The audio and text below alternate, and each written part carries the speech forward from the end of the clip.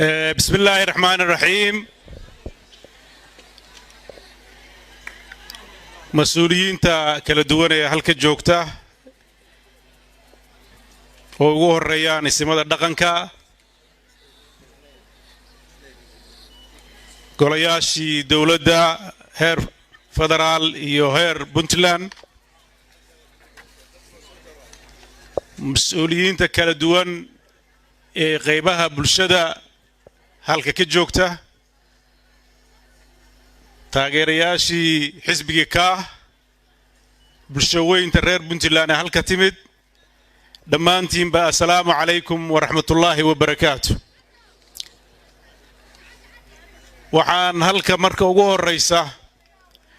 dadka kala duwan ee jooga inta halka fadhida iyo intay maqlaysa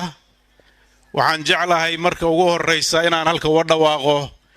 inaan ahay musharax u taagan 5 sano soo socota xafiiska madaxweynaha dawladda Puntland. waxaad ogtihiin 2018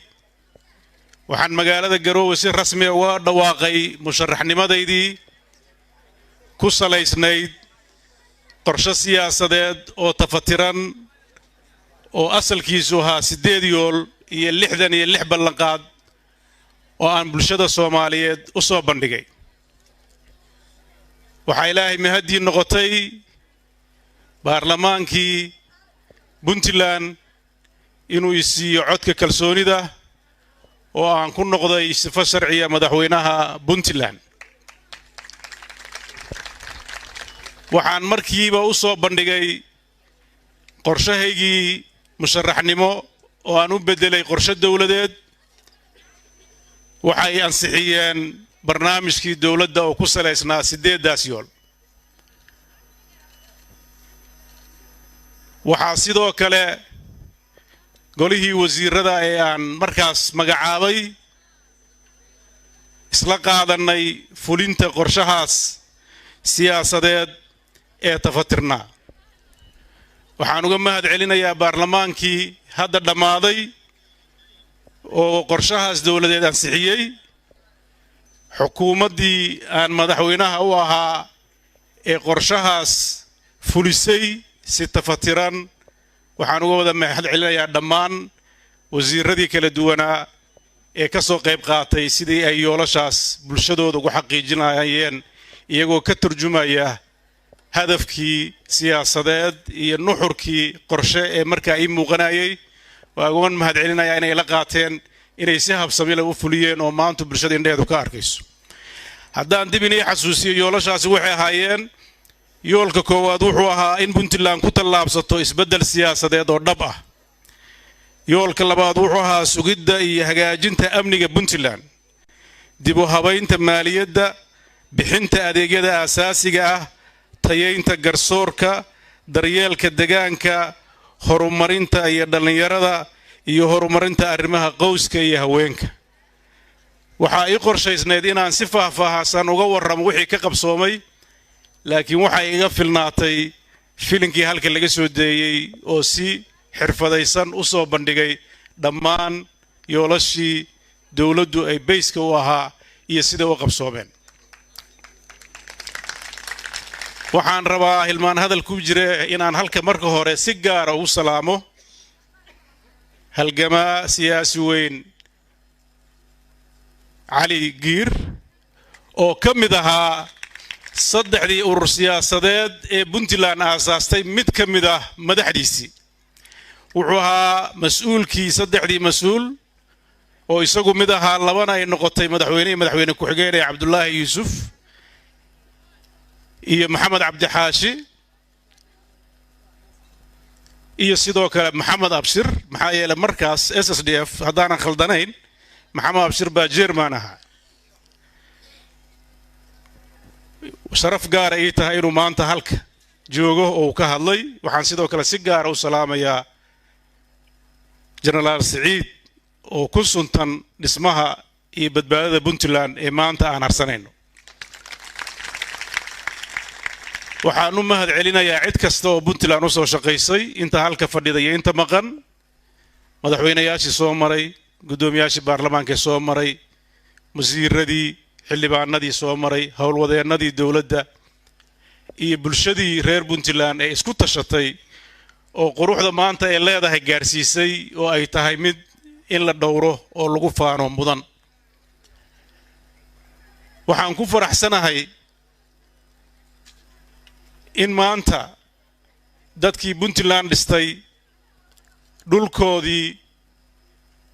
iyo dadkoodii ay isku darsadeen maanta ay aayahooda iyagu ka tashanayaan oo ay gacan buuxda ku wada hayaan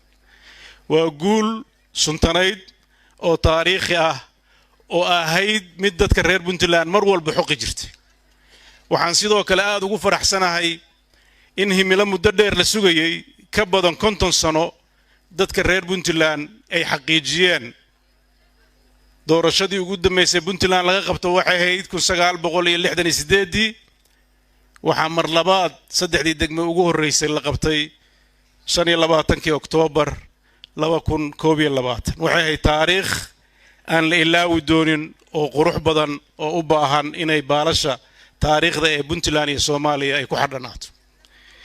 waxaan aad uga mahadcelinayaa howlwadeennadii dawladda ee kala duwanaa ee mas'uuliyiinta heerarkooda kala duwan kuwa amni iyo kuwa wasaaradeed iyo hay'adii doorashooyinka u qaabilsaneed ee TBEC hawshaas quruxda badan ee baaxadda leh sida loo qabtay wuxuuna ka tarjumayay yoolkii u horeeyay ee ahaa isbedel siyaasadeed dhab ah inaan la imaado oo 18 ku dhawaaqay inuu Ilaahay xaqiijiyay Ilaahay baan uga mahadcelinayaa intii igala wada shaqeysay oo aragtida ay la xaqiijisay iyo bulshadii qiimaha badnayd ee soo dhaweysay ee sida sharafta leh u qaashay doorashooyinkii taariikhiga ah ee Puntland ka hirgalay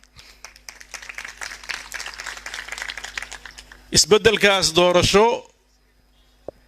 ma dhicisoobina wuu hakaday hakadka ku yimid qiil ma lahayn qiil siyaasadeed ma lahayn laakiin turisho bulsho laha u qiil daymayno siyaasiyan laakiin bulshadeenna ayaan ugu turaynay inay hakad aan gelino oo aan dib ugu bilowno kaasaana saldhigu ah inaan caawa ina hor istaago oo ku dhawaaqo inaan musharax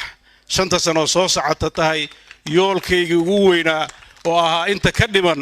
doorashooyinka qof iyo cod inaan xaqiijiyo Ilaahay idankiis idinkuna gacanigu siisaan yoolkayga labaad wuxuu ahaa sugidda iyo hagaajinta amniga Puntland markhaanti ma doonto weeye ninkii doona waxa iska hadlo haddaan yoolka la hagaajin gooja cad lama xoreeyaan mardama oran mayno faataxa lagu furanaya maanta waa xor dadkeedii waa xoreystay 6 bisha February 2022 waxay cuqaasha iyo garaadada iyo siyaasiyiinta reer Sool sanaagi cayn SSC Khaatumo ku dhawaaqeen inay yeelanayaan maamul wuxuu ahaa qodob dawladda iyo aniga shakhsiyan aan ku taageeray wuxuu ahaa muftaaxa guusha wuxuu ahaa muftaaxa mideeyay reer Sool Somaliland ma haysan khilaaf baa haystay inay midoobaan oo ay maamul ku dhawaaqaan waxay ahayd aniga sharaf waxayna igu ahayd waajib inaan taageero inta xabadda lagu xoreeyay Sool waxa ka badan inta siyaasadda iyo aragtida fog lagu xoreeyay waxaan runtii aad uga xumahay saaxiibada jaalkayga ee tartamaya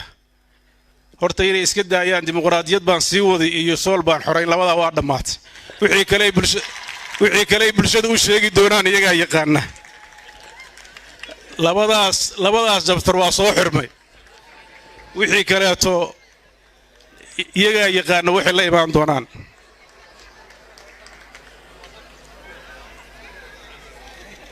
haddaan maaliyadda qodobadaas ay isku xirnayn haddaan maaliyadda dib habeyn lagu sameeyeen doorashada ma hirgasheen Soolna lama xoreeyeen waxaad ogtihiin isbedelka maaliyadda ku dhacay isbedelka daryeelka bulshada ku dhacay ugu horeeyaan ciidamada waxa maanta aan harsanayno amniga ah isaga saldhigu ah waxaa runtii farxad ii ah in maalmo dhoweyd ciidamada qaybtooda yiraahdeen bil baa naga maqanoo xoogaa yara gadoodeen waa bil waa taariikh cusub oo Puntland ay samaysay waxaad ogtihiin dhaqaalihii ku baxay sool iyo doorashada hadduu jiri lahayn bilo dheeraadaan siin lahayn sida aan u qorshaynay laakiin waxaan ka rajaynayaa bulshada reer Puntland inay garowsadaan culaysyada Puntland soo wajahay cunaqabataynta federaalka uga yimid miisaaniyaddii kabka hayda caalamka uga timid Puntland waxay ku xaniban tahay Muqdisho dad baa waxay yiraahdaan oo maad iska qaadatid raalli ma ka tihiin inaan mustaqbalkiina xoogaa shilimaha siisto raalli ma ka tihiin soor quureed lama qaato waxa aan xaq u leenahay cid marti uga noqon mayno hore waa isugu tashanay haddana waa isku tashanaynaa iyadoo intaa la damcay maalin dawladnimada ma istaagin maanta bishu waa 8 xafiisyada dawladdu si dabiici u shaqeynaa anigana saaka howlahayga dawladnimada fushanay waa taariikh cusub oo la rabo in la qoro oo ay ogaadaan dadka reer Puntland isbedelada siyaasadeed dhacay inay qayb ka tahay saaxiibkay bood wuxuu yiri dhaliil waxaan u ahalay waa weynay hadda ay weyseen shaqo inagu maqnaa cidna ma fadhin waa inay shaqeynayay har iyo habeenba waana mudantihiin waxaan runtii aad ugu faraxsanahay isbedelka ku dhacay garsoorka oo saldhigiisu uu yahay in dalku maanta yeeshay maxkamad dastuuri ah oo wax walba inay gasho ay munaasab tahay annagoo marxalad jilicsan oo dawladeed marayna anigu waxa la iga rabay inaan yagleelo oo dhamaystiro qodobadaas iyo qodobada la mid ah ee ay indhihiina ku aragteen inaan ku celceliyo mar rabo maxaa yeelay dad meel kala joogay oo aan u sheegay ma tihiin dadkii la noolaa oo gudaha joogay baa tihiin isbedelka dhaqaale deganaanshaha bulsho waxa saldhig u ah horumarka dhaqaale horumar dhaqaale ma suuroobi karo haddaan kaabayaal dhaqaale la helin waad ogtihiin dawladdaanoo dagaal ku jirta dawladdaanoo dimuqraadiyad ku jirta dawladdaanoo culays kaga imaanaya dalal kale ay jiraan maantadan aan la hadlayay wadada dheer shaqadii ka socota kabaarka waa wada waa soconaysa maalin ma istaagin isbedelka iyo dayactirka wadooyinka lagu sameeyo dekadaha garoomada diyaaradaha dhaqaalaha kobciisu waxay ka muuqataa wujuuda iyo magaalooyinka Puntland sida ay isu bedeleen oo noloshooda isu bedeshay waxaan runtii ku faraxsanahay howlwadeennada dawladda ee u babac dhigay inay si dhiiranaan ah oo hufnaan ah ay karti ku jirto inay u guteen waajibaadkoodii waxaan rabaa inaan ugu bishaareeyo dadka reer Puntland caqabad kasta oo la maagan yahay ilaahay idankiis waa ay ka gudbayaan dalkani hakan maayo horumarkiisu waa soconaya dawladnimadiisa insha Allah way waaraysaa caqabad kasta oo timaado ama dhexdeena ka timaado ama meel kale ka timaado xal iyo maareyn baan u helaynaa ku filan marxaladaas waan qirsanahay in bisaylka siyaasadeed uu waqti u baahan yahay waan qirsanahay in tuhun dadka wili kala dhex jiro waan qirsanahay in dadka qaybtiis waxay arki jireen ay doonayaan waan ogsoonahay marxaladda ma indhalay waan u jeedaa laakiin haddaynan ku dhiiran inaan bulshadeena rarno haddaynan ku dhiiran bulshadeena inaan u horseedno inay isbedel dhab la timaado hadda waxaan noqonaynaa bartiiqaan bari uma korodho halkaas inaan fadhinana dadkeena laa'iq uma aha isbedelada siyaasadeed kuwa amni iyo horumarka socda waa horumarka aan rajaynayno ajiyaasha soo socota iyo mustaqbalkeena inay dhaxlaan dawladnimadu ma aha inaan in sharxo waa intii ka shaqeynaysay iyo intii ku dhex noolayd laakiin waxa ballanteenu tahay inaan mar walba gacmaha isu qabsano inaan dalkan horumarino waan garowsanahay in dad saaxiibada iyo walaalahaya damac uu ka galaayo inay hoggaanka dalka qabtaan waana mudan yihiin xaqna waa u leeyihiin laakiin waxaynu samaysanaa nidaam lagu gaaro haddii aad rabtid inaad bulshadaada u shaqaysid waxaynu samaysanaa hab la rabo inaad u soo bandhigtid qorshayaashaada siyaasadeed waxaynu samaysanaa dariiqyo la maro laakiin waxaa reeban sida halka laga sheegay in lagu raadiyo qori caaradii qorigu wuxuu bannaan yahay oo kaliya marka cirdigaaga iyo sharaftaada lagu xadgudbo xuquuqdaada dastuuriga la diido dowladnimadaada la cadaadiyo qofku inuu gadoodo xaq buu u leeyahay wayna dhacdaa meelaha qaarkood iska caabin hubaysan oo ku dhisan wax la garan karo sharci ah laakiin qiil ma noqonayso in aad bulshadaada dhexdeeda oo nabdoon oo xasiloon oo horumarka aad arkaysid gaaraysa inaad tiraahdid kursigaan rabaa inaan xabad ku fuulo waa dariiq aan u fiicnayn dadkeenna wixii dhacay waa dhaceen caanadaa todobadooda la qabtaa waxaan ka digayaa wax la mid ah inay mustaqbalka soo noqdaan ajaasad dambana aysan ku fikiraan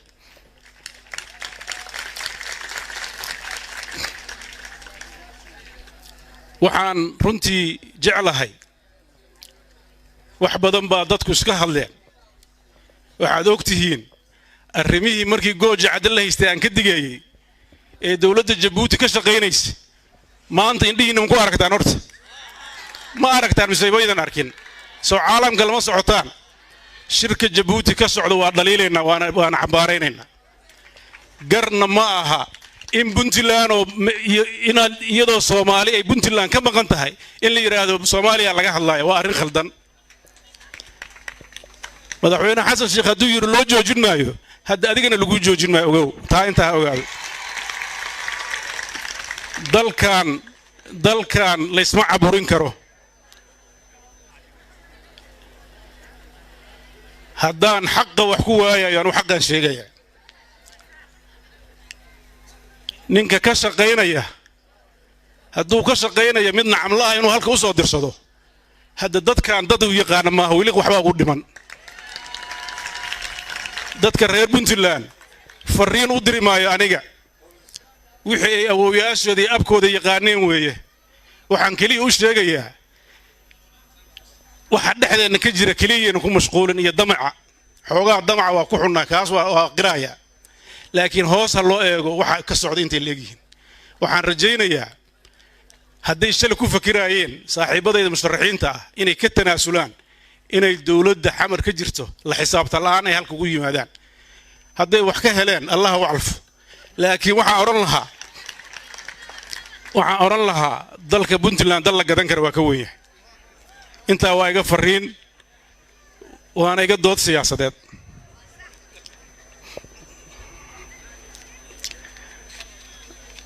ma rabo inaan aad u sheego guulihii dhacay dadka waa ay ka dharagsan yihiin go'aanka ismada SSC Khaatumo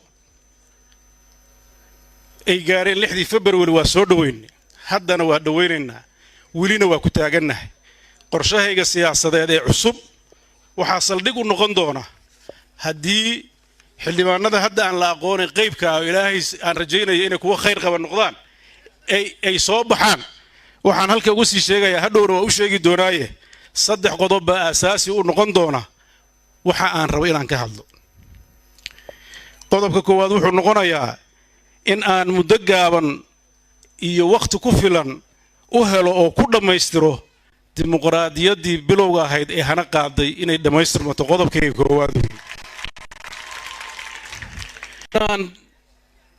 inaan dhameystiro dib u habeynta iyo sugidda amniga Puntland oo dadkeedu ay ku seexdaan ammaan ay isku haleyn karaan oo ay ku noolaadaan taageeridda iyo ay kastashiga iyo mustaqbalka dadka deegaanka SSC Khaatumo waa qodob ka mid ah waxyaabaha haddii Ilaahay uu soo celiyo saldhigga u noqon doona shaqadayda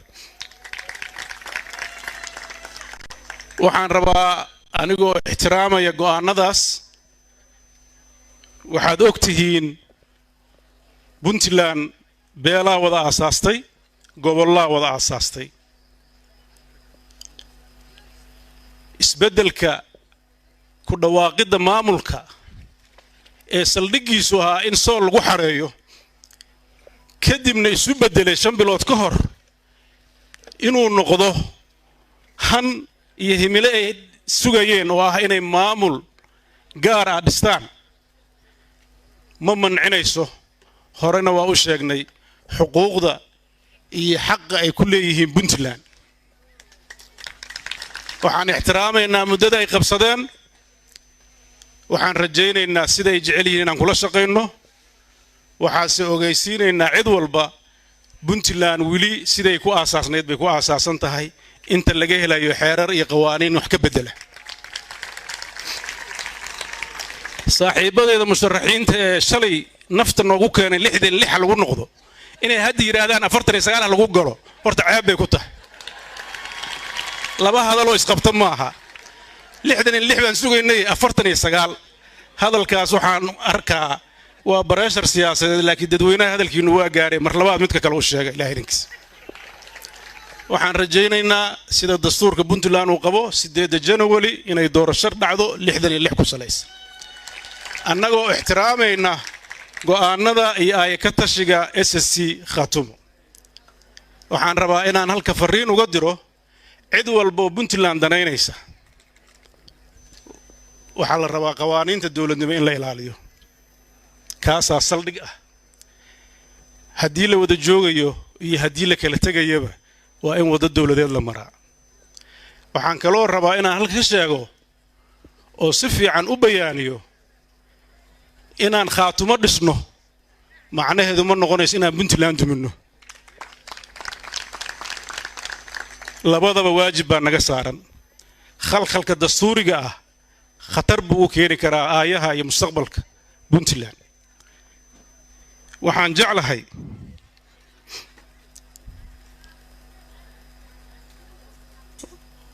مسؤوليين الرئيسول سناقي عين خاتمه حرق جيجسك هل لقى يريو هدان لا يرين قوة هل لقى يلاليو انت اسواقي فرين aan rabo inaan diro waxaan rabaa inaan halka ka sheego hadaa ay doorataan kulli hadaa ceeb lahaan jiray dhaqso iga harmayso waa iska yeelan doona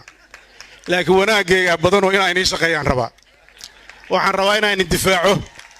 dal iyo dad ahaan ballantii saaxiibkay boodna waxbaan ka bedelayaayo qorshaha cusub araga waa badinaya hadii ilaahay waxaan rajaynayaa ilaahay idankiis 8 January inay noogu dhacdo si nabdoon oo lagu caloolsan yahay qorshahayga siyaasadeed waa ku celcelin doonaa isagoo qoraalna waa la arki doonaa hadda kulley maanta oo kale aniga inaan hadlo wax badan sharaxo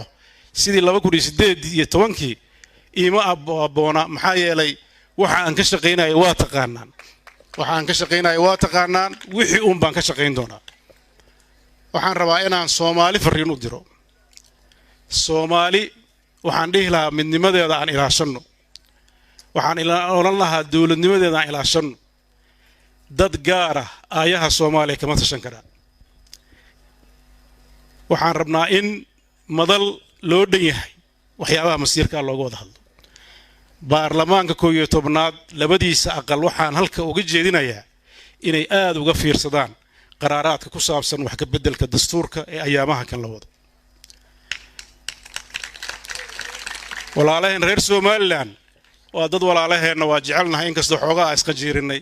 laakiin haddana midnimada iyo walaalnimada wada jooga waa rabnaa dadku waa dagaalamaa waana heshiiyaa haddii dadka rabtaan ilaa la heshiisaan waa annagayna la heshiiyay haddaa heshiis rabtaan laakiin inaad sool iyo sanaag iyo cayno joogta aad dad kale la hadashaan xoogaa wili wixii goojacad inaga dhacay wili kamid waan toobin baan u maleynayaa dadka ay saysaan waa taqaanaan dadka wax inaga dhaxayaana waa taqaanaan dadkaas wada hadal mudan meel kaleeto ha u hanqal taaginina haddaad rabtaan nabad haddaad rabtaan dawladnimo haddaad rabtaan midnimo iyo wixii kale oo aad rabtaan bixida kala xajoonaysaan waa cidda aad wadaagta leeyihiin oo aydan kala maarmayn oo wax inaga dhaxeeyaan waxaan nasiib darro ah wafdiga madaxweynaha raacay hal qof oo xataa reer Sool iyo Sanaag oo kuwa federaalka jooga kuma jirin bal yaa la xajoonaya سؤال وباهن فسرات هذا كهرنا مركي مدحوين فرماجو وجبوت كل شراي شرط بالله وحير وحلي رمي ما مكسور راعي كران بل نك سولي سراق ديدن هذا أنا لو أجت ترسنتها هذا أنا لا دقة معي بل يدونكم فسرات بحية سياسيين الرئيس سوماليانو دتك الرئيس سولي سراق أنا أفكار ذكوا هالليا نبض يوناك بيربان هشيس بيربان درسني بيربان وذا نولا شيء ربان إن ليس احترامي ربان in qolo walba deegaankeeda maamulta rabna annaga oo ay ehelnimo iyo si kasta u wadaagdaba waxa oranayna haddaad rabtaa inaad ismaamushaan waan ogolna bal idinkoo hadda xurgufta inaga dhaxaysa aad ogtihiin talay u baahan tahay inaad isugu noqotaan arrintaas waa fariin aan farayo dhammaan dadka waxgaradka ay reer Soomaaliland maxaa yeelay nabadda iyo wanaagga ayaana wada deeqa waxaan u baahannahay marxaladda soo socota waa marxalad xasaasiya waa marxalad dalkani uu ku jiro isbedel siyaasadeed oo aan soo marin 30 sano la soo dhaafay waa marxalad siyaasiya oo mar la isku dayay oo dhicisooday go'aanka maanta madaxweyne xasan sheekh uu miiska soo saaray waa kii 1997 qaahira la keenay oo cali cabdigiiri ragay kamid ahaayeen ay soo diideen iyo madaxweyne cabdullaahi yuusuf in hadda 25 sano ka hor wixii socon waay haddana lagu celceliyo waxay ila tahay waxay muuqanaysaa qof baaquli duleela biyo ku dhuraaya waana sax ma ah bulshada Soomaaliyeed waxaan u baahannahay dadkani waa degaano waa dad federaal mooyaana wax kale ku walaaloobi karin waa dad la rabo inay si sax ah khayraadka iyo awoodaha iyo dawladnimada u qaybsadaan macnaheedu ma aha markaan waxa ka hadlayo inaan anigu rajo ka qabin inaan madaxweyne Soomaaliya ka noqdo dada waxay yiraahdaan markaad Puntland u hadlayso Soomaaliya oo Puntland Soomaaliya kamid ahamiya qofka xamar jooga ma waxa la rabaa inuu ashuun ku aadimo mise waxa la rabaa inuu runta sheego horta runta in laga hadlaa la rabaa waxaan u baahannahay qofka muwaadinka ah si loo heshiiyo in runta xaqiiqada amiiska la soo saaro waxaan aad ugu faraxsanahay siyaasiyiin fara badan oo reer koonfureed ah inay mar walba ka digayaan inuu dalkan meel aan munaasabayn aado waxa deeqa waa heshiis waxa deeqa waa wada isu tanaasul waxa deeqa waxa weeye wax la isla ogol yahay xataa haday wuxuu xaq darro yihiin oo lagu qabsado waxa la rabaa inaad tanaasulid haday xaq tahay iska daay waxaan ka codsanayaa cid kasta oo mas'uul ah oo Soomaali ah inuu tanaasulaadka badiyo xaqiiqadu halkaas ay noqon doontaa hadii la ahaydno dalkan uu dhibtooday dadkiisana way baaba'een duruufaha haystana ilaahay ma badina dad iyaga isbaday waxaan u rajaynayaa dadka reer Puntland iyo dadka Soomaaliyeedba in ay si miyir qabta danahooda uga shaqeeyaan dalkooda u badbaadiyaan isu dhibriyaan miiska wada hadalka fariistaan wax kasta oo wanaag lagu gaarayo waxaan codsanayaa inaan xumaan lagu raadin wax kasta oo wanaag lagu gaarayo doorashooyinka soo socda waxaan rajaynayaa inay si nabad ku dhacaan waxaan u rajaynayaa dadka xildhibaanada noqonaya inuu ilaahay waafajiyo waxa sawaabka ah ilaahay idankiis anigu musharax baan ahay laakiin xukunka ilaahay waa bixiya iyo ummadiisa waxaan diyaar u ahay haday doorataan si cadaalad iyo sharaf ku jirto inaan inagu shaqeyn doono ilaahay idankiis qori ku raadin maayo cod baan ku raadinayaa waxaan ku faraxsanahay wujuuhda maanta halka fadhida in ay igala soo qayb galaan xafladda shaacinta ah oo aan rajaynayo iyagu ruuxadooda inay maanta musharaxiin ila yihiin oo iyaguna shaacinayaan si wada jir ayaan u wada shaacinaynaa inaan dalkan wixii aan ka soo shaqeyno hore u sii wadno soo maaha soo ilaba fiican waxaan intiina inaga codsanayaa inaad xamladayda campaign u noqotaan waxaan rabaa xildhibaanada soo baxayna hareeraha ka gashaan annagu waxaan ku hadlaynaa welitii xisbiyadu hadalkeenu waa cadi dhuuman mayno wixii ku dhacay jenaraal Siciid hore waa ogahay laakiin waxaan rabaa hadda inaan ka dunno isugu tagno oo niraahno war halka ayaan la aadin godkaas sida saxda ah loo fakaro dadku waxa la rabaa inay si sax ah go'aanadooda u qaataan waxaan rajaynayaa dhammaanteen inuu ilaahayna waafajiyo go'aanka sawaabka ah oo maslaxadeena ku jirto waxaan jeclahay inaan halka maanta ka cafiyo cid walba oo wax iga tabanaysay oo aniga xaggayga ka soo gaartay waxaan rabaa bulshada reer Puntland inay iscafiso waxaan rabaa bulshada reer Puntland inay baal cusub furato waa la khilaaf waa dhaca nooc raba ha ahaado kala aragti duwanaan way dhacdaa laakiin waxa muhiim ah in laga gudbo inta xamlada siyaasiga socoto iyo doorashadu hoos ka tuurku waa furan yahay intaan ku ogaaday oo mahadsantiin assalaamu calaykum waraxmatullaahi wabarakaatuh